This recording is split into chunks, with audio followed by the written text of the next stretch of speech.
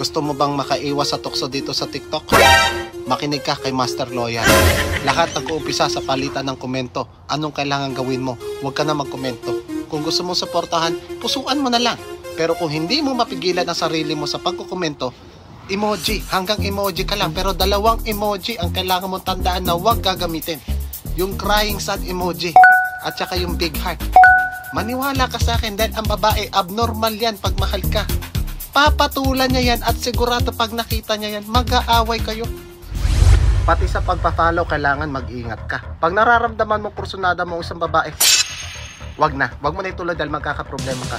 Dahil oras na pinalo mo yan at pinalo back ka, mag-wave yan. Dahil ikaw marupok, mag-wave back ka din. Problema na. At pag pinalo mo yan, lalabas yan sa following list mo. Yung following list mo, yan yung mapa kung saan ka makikita. Dahil ang babae, tandaan mo, malakas pa ang pag-amoy niyan sa aso. Alam nila kung saan ka hahanapin at alam nila kung sino yung eksaktong pagsiselosa nila. Patay ka na. At pagdating sa live, pag itong mga katangian na to taglay mo, tigilan mo na.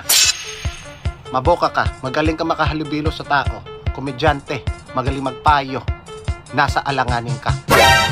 Tingnan mo, kakapayo mo mamaya, kayo na. Pwede ka naman manood ng live at makinig, sa labas nga lang. Pero kung hindi mo mapigilan at pumasok ka, huwag ka na magta-type. Mag-tap-tap ka na lang para may pakinabang. Kaya ang payo ko, simple. Pag may partner ka, kailangan marunong ka makaramdam ng takot. Huwag ka maging kampante. Kalimutan mo na magaling ka dahil mas magaling ang babae. Dahil tulad ng sinabi ko kanina, ang babae abnormal yan sa taong mahal nila.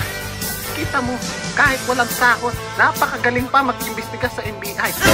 Pero kung talaga ang hangarin mo ay malinis, gusto mo lang makahanap ng kaibigan na matuturing na pamilya sa social media, ay sumali ka sa mga grupo. Pasok ka sa GC. Kita mo, naging parte ka ng pamilya. Pati messenger niya, nakuha mo pa. Ganon.